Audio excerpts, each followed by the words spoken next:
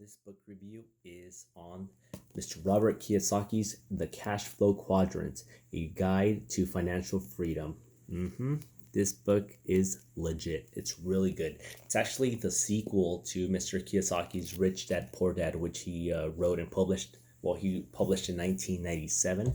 This book came out, I think, a year or two later.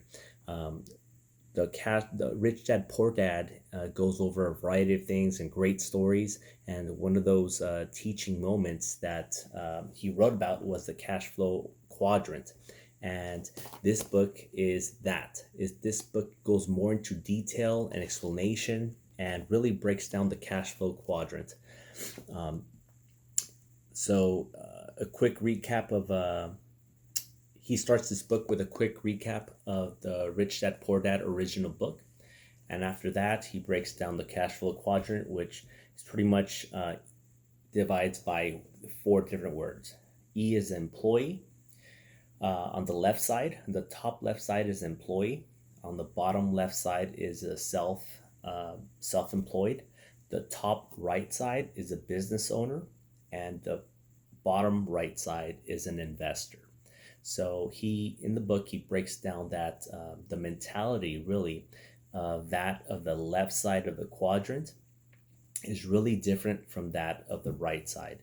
And you really have to work on yourself in order to change from the left side to the right side.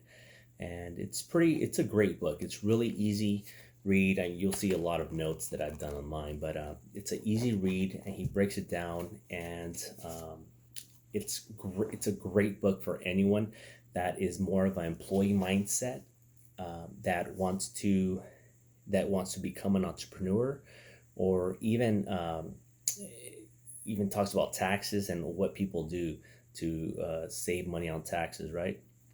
So to go even further on the book, the E is, like I said, is employee, which is what most Americans are, what most people living in the United States are. They're mostly employees, and they don't understand the taxes, the tax rules, right? So they're mostly the most worked, not the best paid, but the people that pay the most taxes.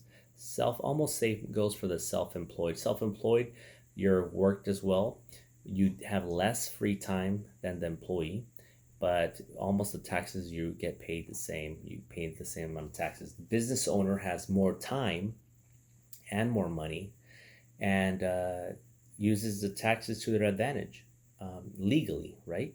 And then the investor, of course, has the most time and the most money, and the investor really invests in business owners to make them more money. Okay, so that's pretty much the breakdown of the quadrant in whole. A couple of interesting things to go further on this book review. A couple of interesting things is that it talks about schools a lot, and the reality of the fact that Mr. Kiyisaki mentions that the school in the U.S. really teaches someone to be an employee, and it doesn't really go over how to be a business owner or an investor. And the more you think about it, the more it's true. Look at all those people, those students that made straight A's throughout school. Most of the time they make great employees, but they don't make great leaders or business owners, right? Now, of course, there's exceptions to the rule, but check out all the people who really failed out of school. I found that to be interesting. People that failed out of school and still made they're now millionaires, right? Like the Henry Fords of the world, like the Walt Disneys, like the more modern time, the Zuckerbergs, right, with Facebook, Bill Gates, or if we want to go back in time, the Rockefellers. So, those are great examples of people that never finished school, but they became very successful people, and whose names we could all remember or think of something that reminds of them. The book, I find, is divided into 3 parts. I'm going to read this off of my notes. The first part is it talks about the core differences between the people's characteristics in each quadrant, which I already touched on. Second is a personal change, what one needs to do to go from one quadrant to the other. And by the way, one thing I realized is that, which was not what I originally thought, but you could work in all four quadrants in one time. So that's pretty cool.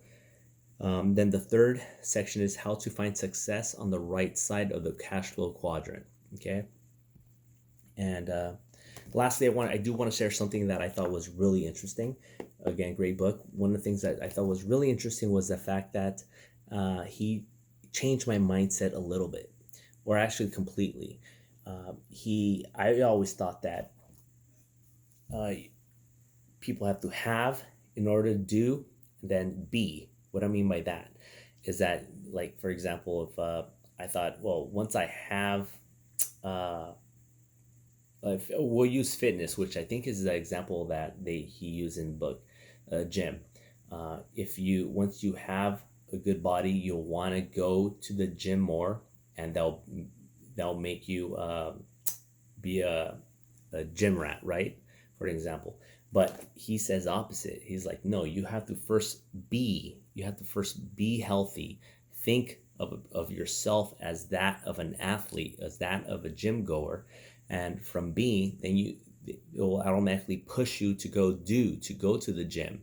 And the end return of you being and doing is having a good physique, right? So I thought that was awesome. And he gives a lot of good tricks like that. But anyways, good book, great book. Read it. It's definitely a great investment of your time and money. So check it out. If you like these book reviews, by the way, click on follow. Follow me on my YouTube or and other social media stuff. And as well, check out the other book reviews that we have done.